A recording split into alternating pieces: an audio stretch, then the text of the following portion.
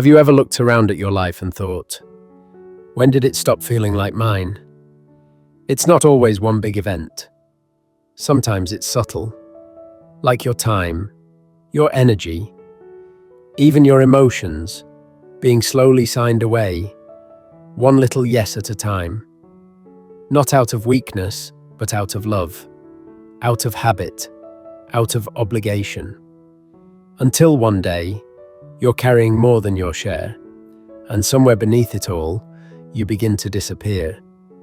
Today, I want to talk about something that's taken me a lifetime to learn, and that I'm still learning, honestly. There are some requests that, at this stage in life, we just shouldn't say yes to anymore. Not because we've stopped caring, but because we've finally learned that caring isn't the same as carrying.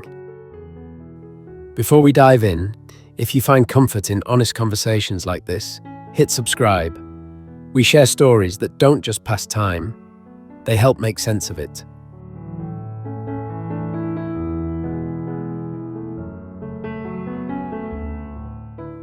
Carrying what isn't yours. I used to believe it was noble to be the one who stepped up, the one who held things together when others let go.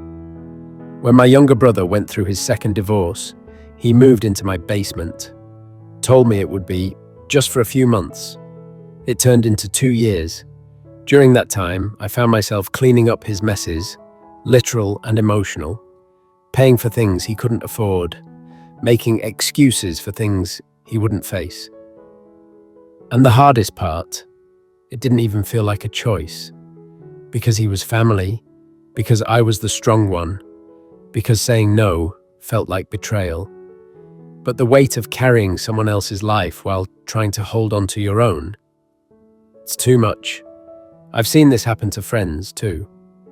A woman in our community, Clara, became the full-time babysitter for her grandkids, while her own health was declining.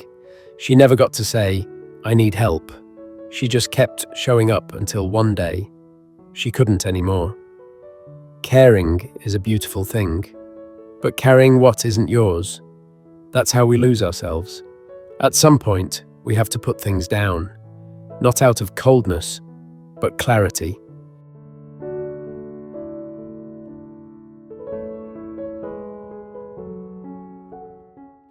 Lending money without a real emergency.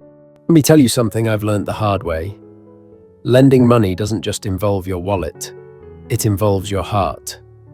A few years ago, my nephew called me in a panic, said he was behind on rent, said he just needed a little help, just this once. So I wired him the money, no questions asked. 3 months later, it happened again, and then again. The third time, I paused. I asked, "Is there something bigger going on here?" He got defensive, said I was being judgmental, and just like that, I was the villain. But here's the truth. I wasn't helping. I was enabling. I wasn't saving him. I was rescuing him from consequences he needed to face.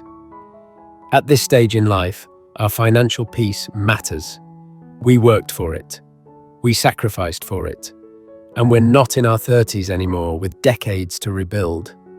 What we have now is about security, freedom, and rest, not reckless generosity. I know money can be a sticky topic, especially in families, but here's what I remind myself. It's not selfish to protect your peace. It's wise. If someone asks you for help, ask yourself this first. Is this a crisis or a pattern? And if it's a pattern, your no might just be the most loving thing you can say.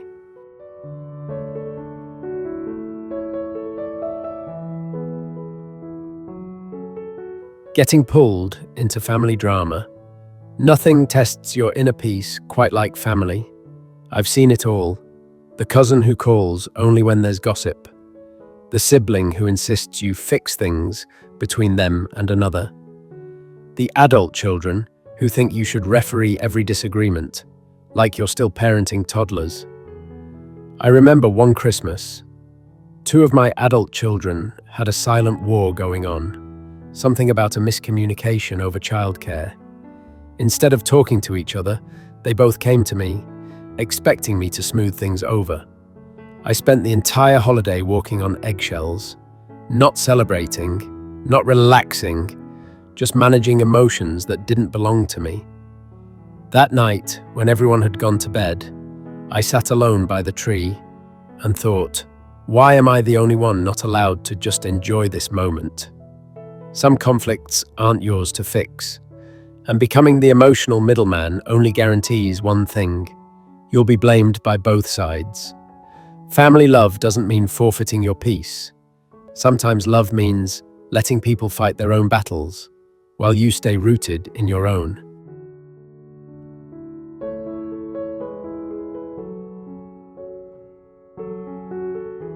Changing yourself to please others. This one cuts deep. It happens in small ways at first. You shouldn't wear that. That music's not your age. Don't be so emotional. Stop talking about that spiritual stuff. It's weird. Suddenly, your hobbies are embarrassing. Your beliefs are inconvenient. Your voice gets a little quieter each year, until one day you realize you've edited yourself out of your own life. There was a time, maybe in my 40s, when I started changing how I dressed, what I said, even what I listened to in the car, just to feel appropriate. It wasn't even about approval anymore. It was about avoiding criticism.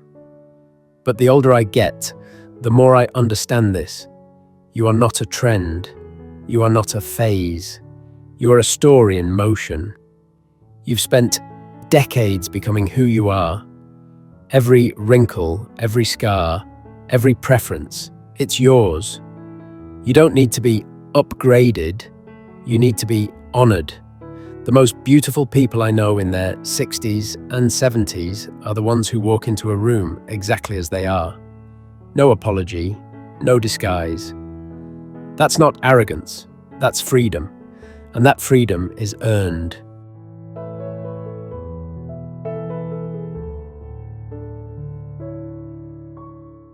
Putting others' feelings above your own.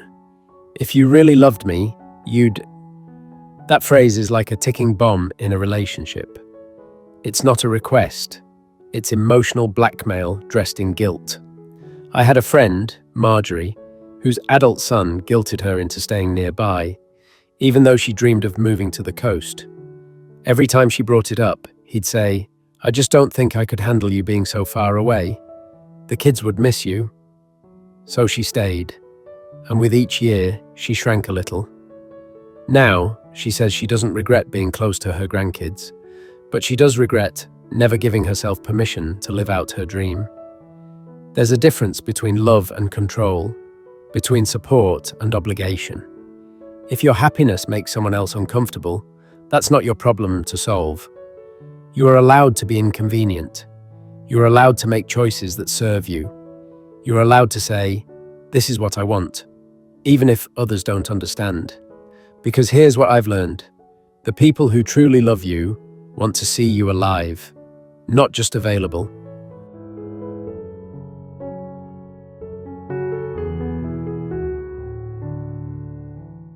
These 5 requests: to carry more than you should, to give what you can't afford to lose, to fix what isn't broken by you, to shrink yourself to fit someone else's comfort, to live as a supporting actor in someone else's story.